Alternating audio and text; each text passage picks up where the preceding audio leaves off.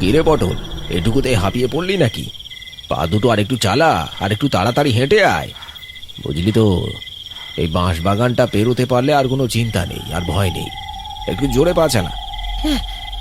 আর পারছি না কাকা, সত্যি বলছি, পা আর চলছে না। সেই দুপুর থেকে পেটে একটা দানা পানি পড়েনি। খালি পেটে কি করে পা চালাবো বলো তো? এদিকে তেষ্টায় যেন ছাতি ফেটে যাচ্ছে, মনে হচ্ছে এক্ষুনি মাথা ঘুরে পড়ে যাব। ওরে বাপ, আর একটু হেঁটে আয়, আর একটু কষ্ট কর, পাটা একটু চালা। দেখবি এক্ষুনি বাড়ি পৌঁছে যাব। তারপরে গিয়ে পেট ভরে ভাত খাবি, কেমন? আগে তো ভালোই ভালোই এই ভয়ঙ্কর বাঁশ বাগানটা পেরোয়। দিন থাকতে থাকতে বেরোলেই ভালো হতো। তারপর ঠান্ডাটাও বেশ পড়েছে, চারিদিকটা কেমন যেন অন্ধকার হয়ে আসছে।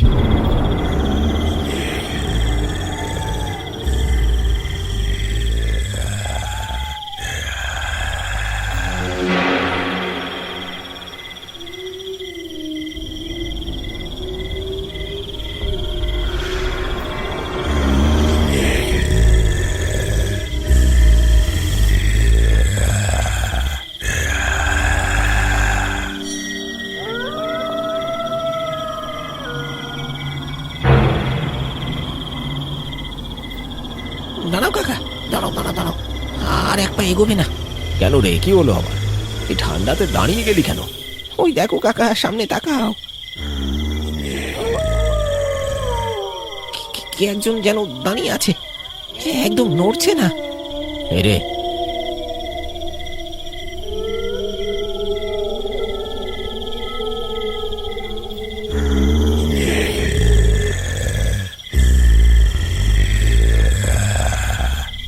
এই কে কে রে ওইখানে? এত রাতে বাঁশ বাগানে কি করছিস? সামনে আয়।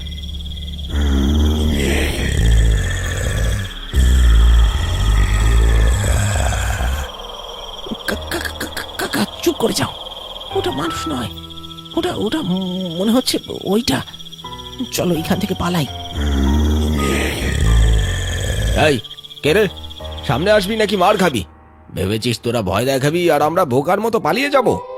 সাহস থাকলে সামনে আয়। নগেন কাকা যখন সাহস দেখিয়ে চেঁচিয়ে উঠলেন, সেই ধোঁয়াটে অবয়বটি মুহূর্তের জন্য থেমে গেল। তার দিকে তাকিয়ে পটল আতঙ্কে চোখ বন্ধ করে ফেলেছে।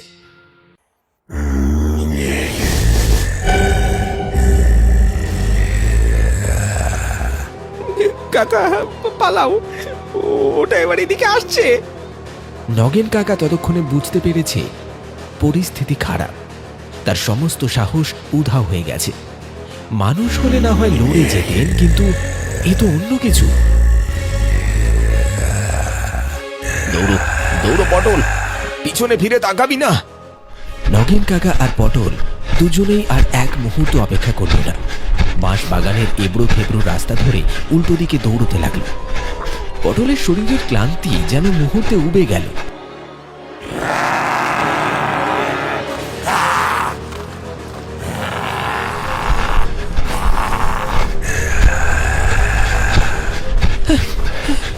কাকা, ওটা কি আমাদের পিছু নিয়েছে?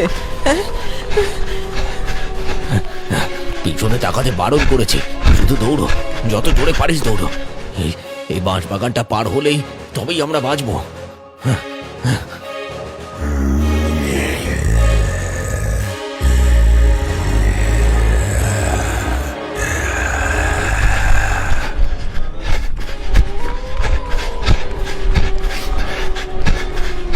তারা দুজনে দৌড়াতে দৌড়াতে বাঁশবাগানের সরু পথ ছেড়ে গ্রামের খোলা জমিতে এসে পড়ল।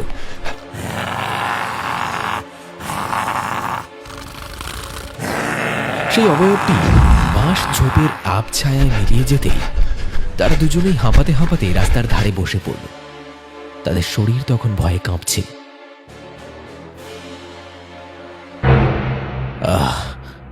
বাপরে, অল্পের জন্য বেঁচে গেলুম রে পটলা। এ কি দেখলুম রে। আমি আমি আর কোনোদিন রাতে এই রাস্তায় আসবো না কাকা। ওটা কি ভূত ছিল? চুপ কর, এখন শুধু বাড়িতে যেতে হবে। জলদি ওঠ, জলদি ওঠ।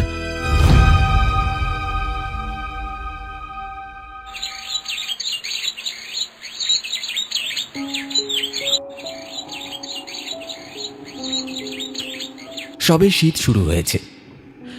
সকালটা বছরের অন্য সব দিনের থেকে একেবারেই আলাদা। সূর্য অনেক দেরিতে ওঠে, আর তার আগেই চারিদিকে নেমে আসে ঘন কুয়াশা। মনে হয় যেন চারপাশটা সাদা তুলোর মতো ধোঁয়ায় ঢেকে আছে। এই শীতকালটা গ্রামের কৃষকদের জন্য সবথেকে কষ্টের সময়। ভোরবেলা হাড় কাঁপানো ঠান্ডার মধ্যে মাঠে নেমে কাজ করাটা প্রায় অসম্ভব। যে মানুষগুলো দিন এনে দিন খায়, তাদের জীবনে শুরু হয় চরম দুর্ভোগ। তারা কাজে যেতেও পারে না, আবার কাজ ছাড়া বসেও থাকতে পারে না। শীতের এই কামড় সহ্য করা তাদের জন্য খুবই কঠিন হয়। দিনের আলো একটু কমলেই সবাই তাড়াহুড়ো করে নিজের নিজের বাড়িতে ঢুকে পড়ে। তখন বাইরের পরিবেশটা হয়ে ওঠে একদম চুপচাপ, নিস্তব্ধ। অনেক দূরে কোথাও হয়তো কুকুরের আওয়াজ শোনা যায়।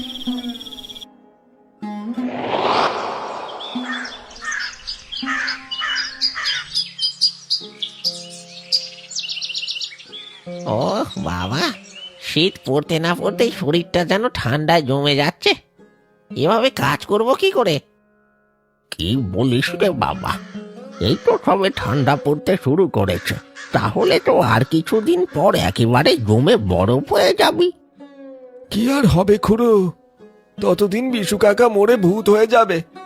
বিড়ি খেয়ে খেয়ে ভিতরের কলকবজা সব আলগা হয়ে গেছে। হ্যাঁ রে শয়তান, তুই তো সেটাই বলবি। নিজে বেটা শিঙি মাছের ঝোল খেয়ে বেঁচে আছিস, আবার আমার পেছনে লাগতে এসেছ, হ্যাঁ? আরে বাবা, তোরা দুজন একটু চুপ কর তো। এই ঠান্ডায় ঝগড়া করে আর গা গরম করতে হবে না। খুড়োর ধমকে বিশু কাকা আর ঘন্টা দুজনেই চুপ করে গেল। এরপর সবাই ধীরে ধীরে মাঠের ধারে গিয়ে বসল। সেখানে শুকনো কাঠ আর পাতা জড়ো করে আগুন ধরানো হয়েছে। সবাই গোল হয়ে বসে আগুন পোহাচ্ছে, আর তার মাঝেই শুরু হলো অন্য আলোচনা। এই তীব্র ঠান্ডায় মাঠের জমিতে এখন আলু বসানোর প্রস্তুতি চলছে। দেখতে দেখতে বিকেল গড়িয়ে সন্ধ্যা নেমে এলো। শীতের সন্ধ্যা, তাই চারপাশ তাড়াতাড়ি অন্ধকার হয়ে যায়।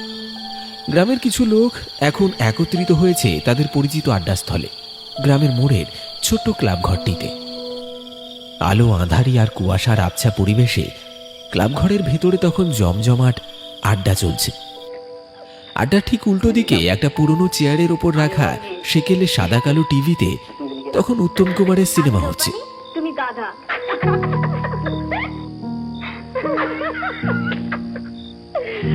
কাঁচা কাপড় রাখবো পিঠে, করতে হবে ইস্ত্রি। আচ্ছা, তোমায় আমি রাখবো বুকে, বানিয়ে আমার স্ত্রী। তুমি যে কবি হলে গো। পর্দার দিকে হয়তো কারণ মনোযোগ পুরোপুরি নেই। ঘন্টা বলল, শুনেছ খুড়ো, ও পাড়ার নগেন কাকা আর পটলের ব্যাপারটা?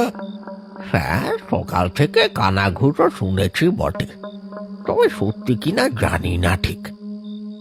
সত্যি গো খুড়ো, আমি নিজে পটলের সঙ্গে কথা বলেছি। ও নিজে বলেছে ওই বাঁশ বাগানে ভূত দেখেছে। আর সত্যি বলো তো খুড়ো, ওই বাঁশ বাগানে কি ভূত আছে? আরে বাপ, ওইখানে সত্যি সত্যি ভূত আছে। বাপ ঠাকুরদার আমল থেকে শুনে আসছি। সন্ধ্যার পর ওইদিকে গেলে কেউ আর সহজে বাড়ি ফিরতে পারে না। ওই বাঁশ বাগানের রাস্তা দিয়ে যেই যেত তাকেই ভয় দেখাতো। বাবা বাবা খুড়ো, তুমি তো দারুণ গল্প বানাতে পারো। ঘন্টাকে বেশ ভালো ভয় দেখাচ্ছ দেখছি। কদিনের ছেলে হয়ে বেশ তো মুখ নাড়ছি।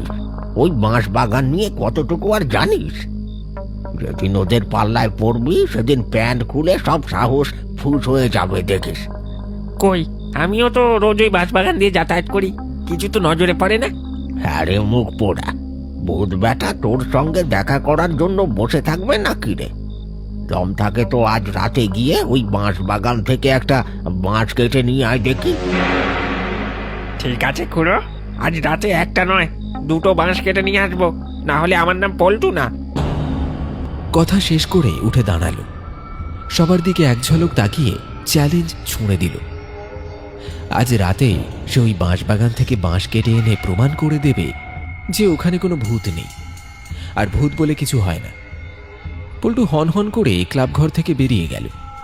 পল্টুর এই জেদ দেখে হারাধন খুড়ো আর বাকিরা সবাই একে অপরের মুখ দেখাদেখি করতে লাগলো। চিন্তার একটা আবছা ছায়া যেন ক্লাবঘরে থাকা সবার উপর ছড়িয়ে পড়ল। ও খুড়ো, কি হবে গো? পল্টু তো হন হন করে চলে গেল জেদ দেখিয়ে। যা পারে করুক, ঢ্যামনাটাকে বারবার বারণ করলেও একটা কথা শুনলো না। এবার মরবে ভূতের হাতে। গ্রামের শেষ প্রান্তে বাঁশবাগান। ঘন অন্ধকার বাঁশ ঝাড়ের দিকে যেতে ঠান্ডাটা যেন আরো কয়েকগুণ বেড়ে গেল। পল্টুর টর্চের আলোয় শুধু শুকনো পাতা আর আগাছা দেখা যাচ্ছে। সে বাঁশ বাগানের ভেতর প্রবেশ করল। বাঁশ ঝাড়ের পাতাগুলো রাতের বাতাসে এক অদ্ভুত শব্দ করছে।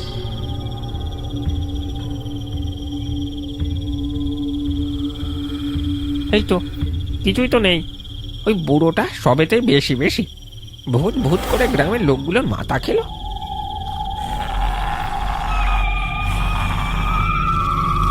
পল্টু একটা মোটা বাঁশের গোড়ায় দা চালালো। ঠক ঠক শব্দে বাঁশ কাটার আওয়াজ নিস্তব্ধতা ভেঙে দিল। একটা বাঁশ কাটলো, তারপর আরেকটা। বাঁশ দুটো কাঁধে তুলে নিতেই হঠাৎ তার মনে হলো কেউ যেন তার নাম ধরে ডাকছে, খুব মৃদু স্বরে। পল্টু, ও পল্টু, পল্টু, ও পল্টু। কে কে ওখানে? পল্টু টর্চ ঘুরিয়ে দেখল আশেপাশে কেউ নেই। শুধু রাতের বাতাসে শোঁ শব্দ আর বাঁশ পাতার খসখস আওয়াজ। কই কেউ তো নেই। হ্যাঁ, নিশ্চয়ই বুড়োগুলো লুকিয়ে লুকিয়ে ভয় দেখাচ্ছে। ভয় পেলে চলবে না, বাঁশগুলো নিয়ে তাড়াতাড়ি এখান থেকে পালাই। ভূত না থাকলেও তো সাপ তো আছে। তাড়াতাড়ি পল্টু কাটা বাঁশগুলো কাঁধে তুলল। আর ঠিক সেই সময় হঠাৎ একটা দমকা হাওয়া উঠল বাঁশ বনে।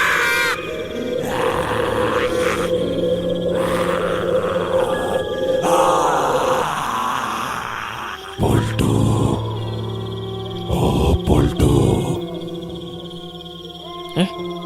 কে কে ওখানে? পল্টুর শরীরে যেন বিদ্যুতের শক লাগলো। সে সঙ্গে সঙ্গে বাঁশ দুটো ফেলে দিল এবং বিদ্যুৎ গতিতে ঘুরে দাঁড়ালো।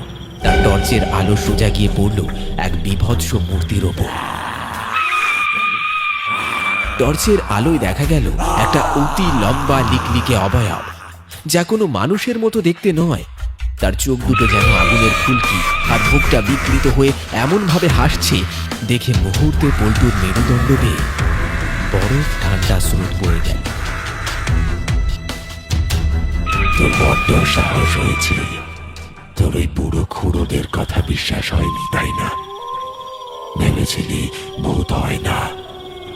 এখন কেমন লাগছে রে পল্টু? এই বাঁশগুলোর ওপর আমার অধিকার। তুই কি ভেবেছিলি বাঁশ কাটার আগে আমার অনুমতি নিবি না? কে তুমি? আমার কিছু দরকার নেই, আমি চলে যাচ্ছি। এখন আর যেতে পারবি না। তোর খুব সাহস হয়েছে। তোর সেই সাহস আমি গিলে খাবো। আমি ভুল করেছি, আমি সত্যি বুঝতে পারিনি। এখানে সত্যি তুমি থাকো, আমার ভুল হয়ে গেছে। আমায় যেতে দাও, আমায় যেতে দাও। তুই বাঁশ কেটেছিস, শাস্তি তোকে পেতেই হবে। ক্ষমা করো, ক্ষমা করো আমায়। আমি জানতাম না। আমি আর কখনো আসবো না, আমি কখনো আসবো না। বলতে বলতে সেই বিভৎস ছায়ামূর্তিটি দ্রুত পল্টুর দিকে এগিয়ে আসতে লাগলো। ছায়ামূর্তিটির প্রতিটি পদক্ষেপের শব্দে গোটা বাঁশ বাগান যেন কাঁপছিল। আর তার শরীর থেকে আসা পচা পাতার তীব্র দুর্গন্ধ পল্টুর নিঃশ্বাস বন্ধ করে দিচ্ছিল। ভয়ে তার পা দুটো মাটির সাথে সেঁটে গেছে, 1 ইঞ্চিও নড়তে পারছে না। আজ দিন শেষ। আজ তুই আমার হাতে মরবি। বাঁচাও, বাঁচাও, কে আছো? বাঁচাও, বাঁচাও আমায়। কেউ বাঁচাবে না, কেউ বাঁচাবে না।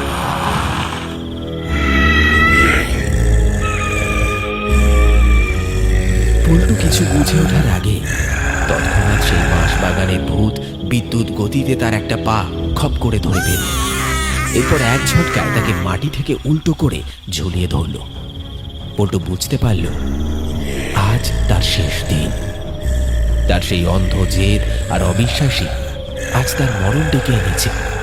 আর ঠিক সেই মুহূর্তেই বিকৃত অবয়বটি তার বিশাল ফাঁকা মুখটা হাঁ করল। পল্টু শেষবারের মতো দেখল অন্ধকারের ভেতর শুধু দুটো লাল জ্বলন্ত চোখ এবং হাঁ করা মুখটা এগিয়ে আসছে। এরপরেই পল্টুর চোখে অন্ধকার নেমে এল।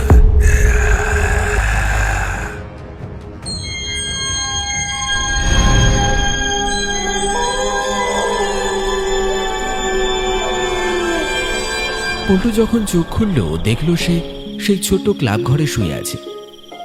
চারপাশের পরিবেশ শান্ত। চোখের সামনে হারাধন খুঁড়ো ঘন্টা এবং আরো অনেক চেনা মুখ। পল্টু, চোখ খোল বাবা। কেমন আছিস এখন? খুড়ো, আমি তো বাঁশ বাগানে ছিলাম। আরে চুপ কর তো। রাত দুটোয় তোকে বাঁশ বাগান থেকে অজ্ঞান অবস্থায় উদ্ধার করে এনেছি। দুটো বাঁশ তোর পাশে পড়েছিল। আর কি হয়েছিল রে তোর? পল্টু উঠে বসার চেষ্টা করল। তার শরীর তখনও ভয়ে কাঁপছে। সে বাঁশবাগানে দেখা সেই বীভৎস মূর্তি, সেই লাল চোখ আর পচা গন্ধের কথা মনে করার চেষ্টা করল। খুড়ো, যা শুনেছিলাম সব সত্যি। ওটা আছে। চুপ কর বাবা, চুপ কর। আর কিছু বলতে হবে না, আমরা বুঝতে পেরেছি। এখন শুধু এইটুকু বল, আর কোনোদিন রাতের দিকে ওই দিকে যাবি না। পল্টু চোখ বন্ধ করল। সেই রাতের অভিজ্ঞতা তাকে চিরদিনের মতো বদলে দিয়েছে।